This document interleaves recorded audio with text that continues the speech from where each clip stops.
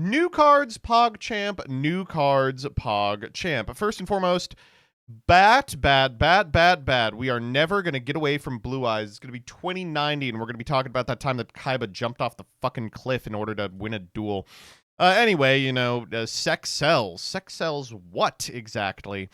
We have a big, enormous Blue Eyes Ultimate Dragon. And what's the deal with this card?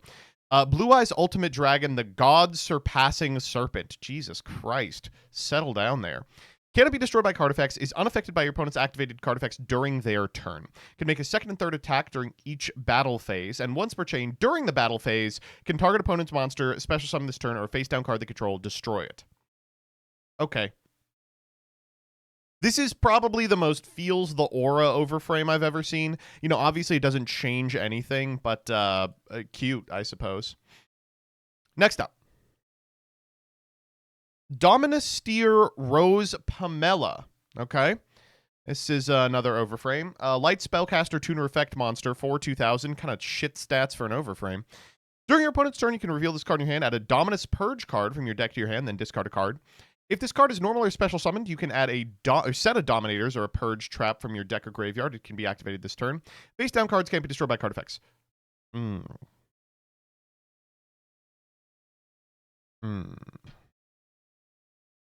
As we approach the 40 Dominus deck, I get a little concerned. Not great. I love 3 more copies of Purge. Yeah. Dude, there's so much Rule 34 of her already. It's just like, what do you expect? Oh, pretty anime girl. Let's draw some pornography of her. It's just repugnant, right? Let me get some... If you people saw the Yu-Gi-Oh cards I want to fuck, it would make your head spin. I do appreciate that she has the Teto horn drills. That's kind of cool.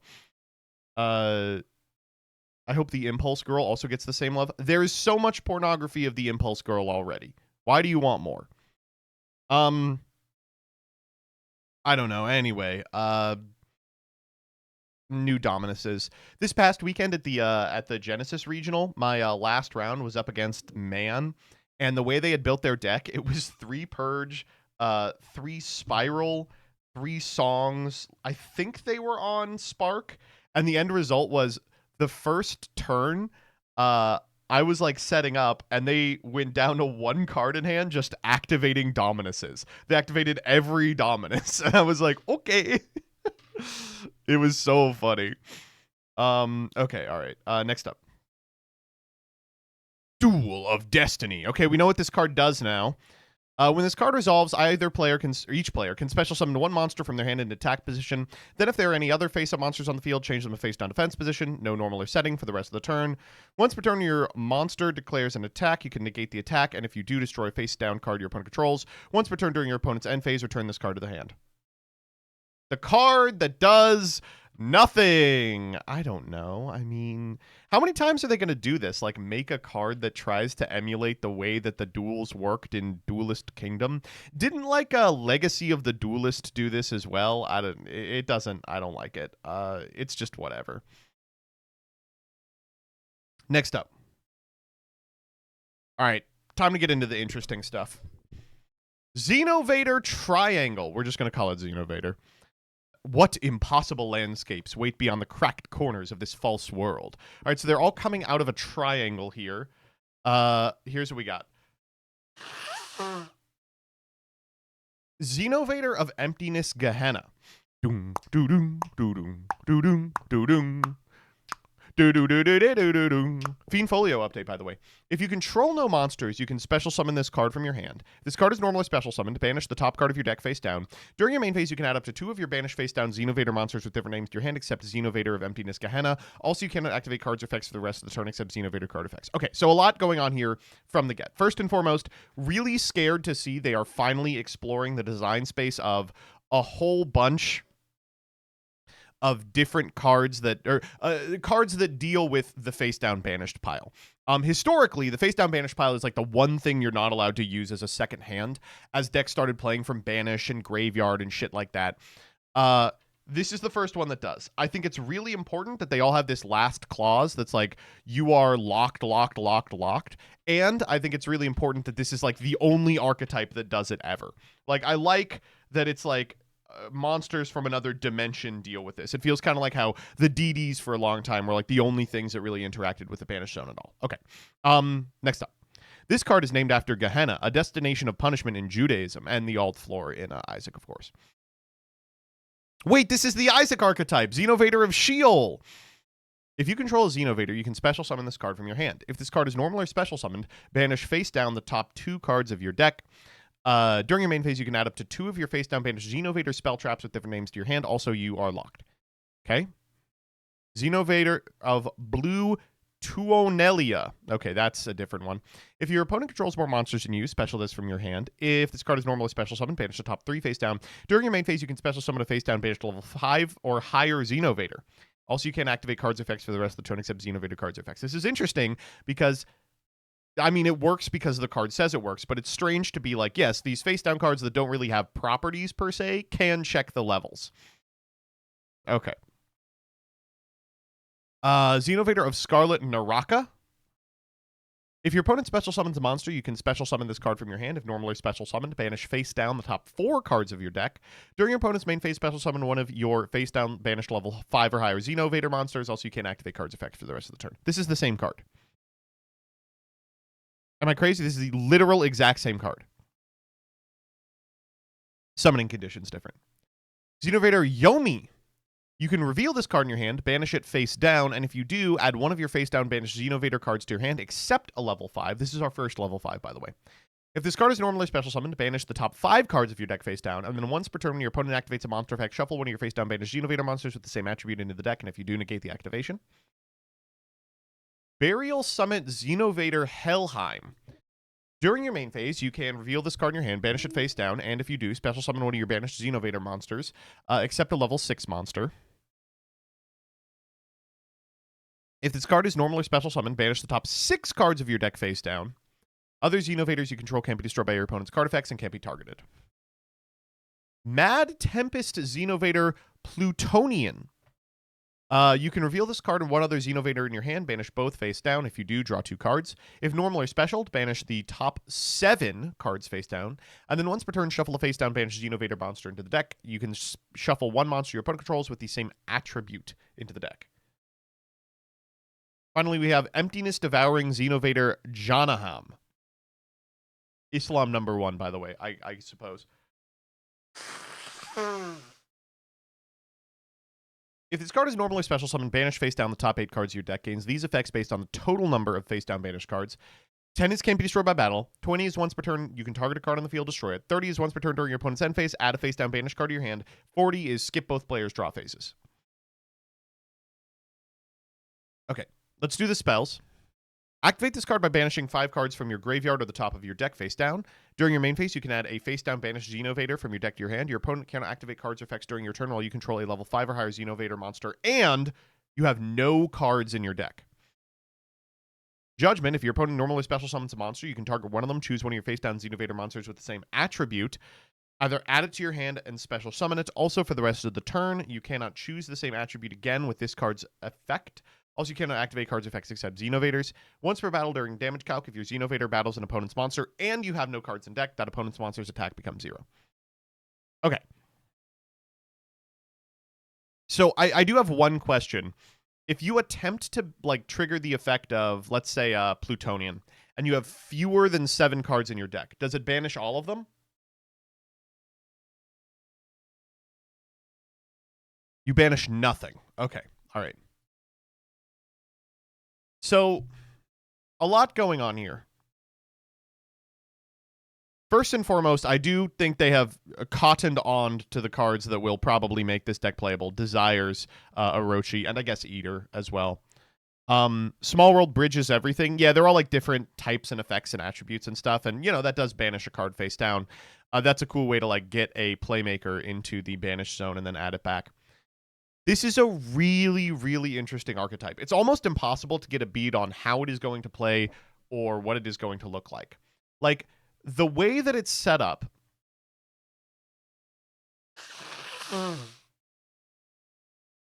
it reads like what they want you to do is banish your entire deck and play with the field spell and the trap card and this guy up. And that way this guy can prevent you from drawing and just losing immediately, unless you get kaiju'd, yes. But you get these dope-ass bonus effects. I will say, it is kind of interesting that there are so many turn 0 plays in here. If your opponent special summons a monster, this guy comes out. During the main phase, quick, reveal this card in your hand. Quick, banish, draw 2, right? That's pretty sexy. Example, combo. Yeah, let's check this out.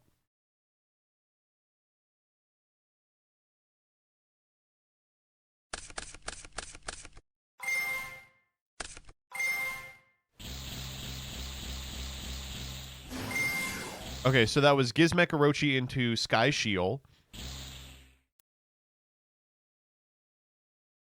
Sky Shield grabbed 2 spell traps. We're grabbing the field spell, and I guess that's all we hit. Vavalos, banish 5. Grab a Xenovader card. We're grabbing the 7. Plutonian, reveal himself in the Judgment. Banish 2 face down, draw 2. Good draw. Helheim. Summon back the Gehenna here. That's a 1. Banish 1. Gehenna effect.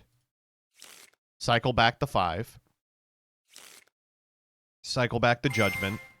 Yomi. Banish. Cycle back the Helheim. Set 1. Make IP. Pass. And then on the opponent's turn, IP. For SP. Xenovader Judgment. SP. Summon back Yomi. Yomi trigger. Banish 5. Helheim. Reveal. Special from the Banish Zone. Plutonian. Draw. 1. Come on. Plutonian. 3, 4, 5, 6, 7. Judgment for Janaham. And we are at 28. This is a pop.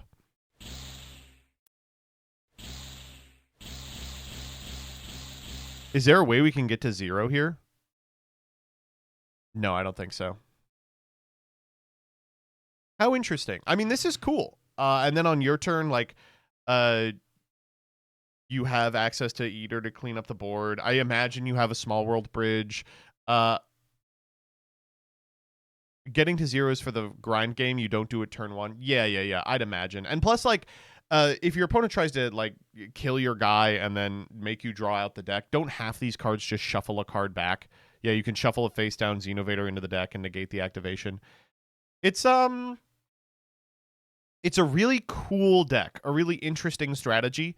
It's one of those situations where if it's good, it will probably be pretty irritating, but if it's bad, it's like a cool bit of design space that I'm glad they've dipped their toes into.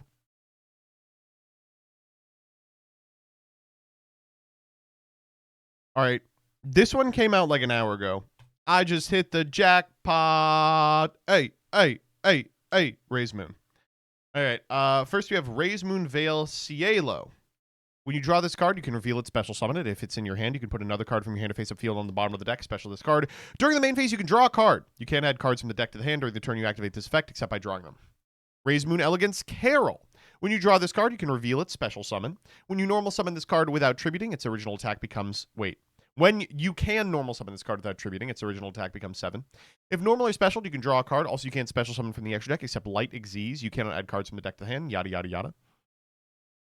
When you draw this card, you can reveal it, special summon it. If this card is normally special summoned from the hand, you can draw a card. Also, you can't special summon from the extra deck, except Light Xyz. You are draw locked. Once per opponent's turn, you can immediately after this effect resolves Xyz summon a rank 7 light monster. Shayna.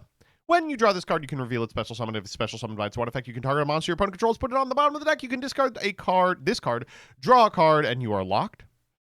Raise Moon Lamp Crocier. When you draw this card, you can reveal it, special summon it. If special summoned by its effect, you can target a spell trap card your opponent controls, put it on the bottom of the deck. Discard this card, draw a card, and draw lock. Raise Moon Starter Squeeze. It's got the draw lock. You can discard this card, activate one of these effects. You can't special until the end of the next turn, except rank 7 monsters. Also, each time a card is added to your opponent's hand, except by drawing it, draw a card, or draw a card. Hold. Wow. That's crazy. Here's the 7s. No more bets. No more bets. Unaffected by other cards' effects, when an opponent's activated card or effect resolves that includes effect that adds a card from the deck to the hand, you can make the effect become draw a card. Cute. Once per turn, you can detach a material from this card, draw a card. And if this is sent to your graveyard by your opponent, draw a card. I just hit the jackpot. Hey, hey, hey, hey. Your opponent's monsters have to target monsters for attacks except this one. If this card is Xyz summoned or a monster is special summoned from the hand, you can detach any number of materials from this card. Place how many cards your opponent controls on the bottom of the deck in any order. Each time your opponent makes a card leave their deck, except by drawing them, you can attach the top card of their deck to this card. Wow. This card's insane.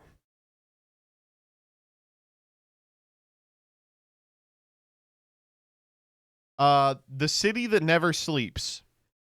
That's interesting. Because the city that never sleeps is New York City, not Vegas, right? The first time each level 7 Raise Moon monster you control would be destroyed by card effect, it is not destroyed. Once per turn, you can either put a card from your hand on top of the bottom or deck and draw a card, or if you control a spellcaster Raise Moon, draw a card. Once per turn during the end phase, shuffle all Raise Moon cards in your graveyard and banishment into the deck. That's funny. And the Glitter of Raise Moon. Second effect, once per turn, you have to draw a card. Special a Raise Moon Xyz monster. Attach this card to it, then shuffle all Raise Moon cards in your graveyard and into the deck. Banish this card from your graveyard, draw a card. Am I crazy? These seem really cool. These seem like really, really strong. So obviously the like droll effect is pretty good. Being able to like fuck off an opponent's like card effect. This guy's shared ride, but you have to be playing this archetype because it locks you into 7 lights. I love the theming of these cards. Naming this one "No More Bets" is so cool. I really like it. I think this archetype is really fun. I don't think it's great. I'm willing to be wrong on this. I don't think it's fantastic. Like, at base, you are saying the way this archetype works is you can't really search anything in particular. You just have to draw it. The other thing is, why do these say when you draw this card, you can reveal it? The obvious inclusion in this deck is Upstart Goblin. But Upstart Goblin will cause these to miss timing because it gains them life points. I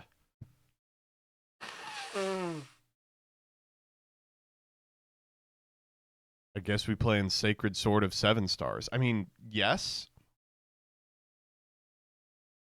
You know, that said, there are a lot of interesting cards that work with this that will see play, of course. Reloaded Mallet, that's funny. Oh, yeah, of course, of course. Oh, there's Sacred Sword, you're right. Oh, wait, they didn't print the number 1 rank 7, Lucky Straight.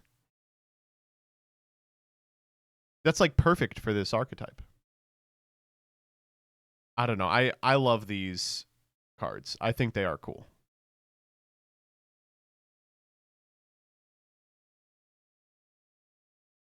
Thus ends New Cards PogChamp.